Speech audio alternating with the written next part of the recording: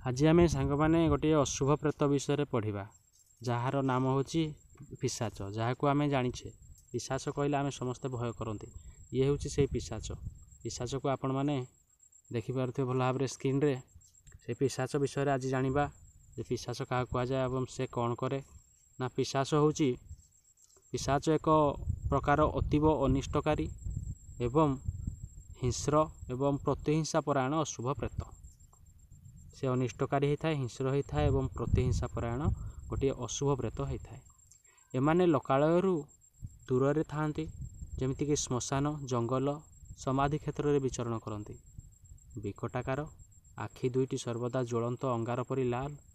बुभुक्षु एवं सर्वग्रासी देखा जाए तार यही पिशाच माने देखा जाती आठी रुहति आ कौन करती ना पिशाच माने मूलतः दुई प्रकार होता कौन होती ना पिशाच माने मुख्यतः मूलतः दुई प्रकार होती गोटे हूँ पिशाच एवं आउ गोटे हूँ रक्त पिशाच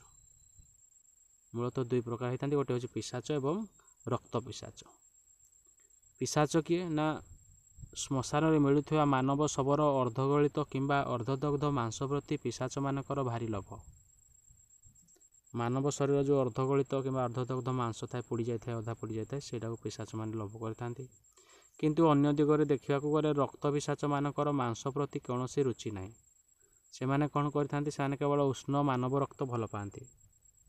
जो मैंने रक्त पिशाच से मैंने मांस प्रति कौन रुचि न था से केवल उष्ण मानव मान गरम गरम उषुम मानव रक्त पीवाई भल पाई था आपण मैंने जानिले जे पिशाच कौन पिशाच केते प्रकार एवं पिशाच देखापी किपरि से माने केउठी रुहंती जदि आम भिडियोटी भल लगी पिशाच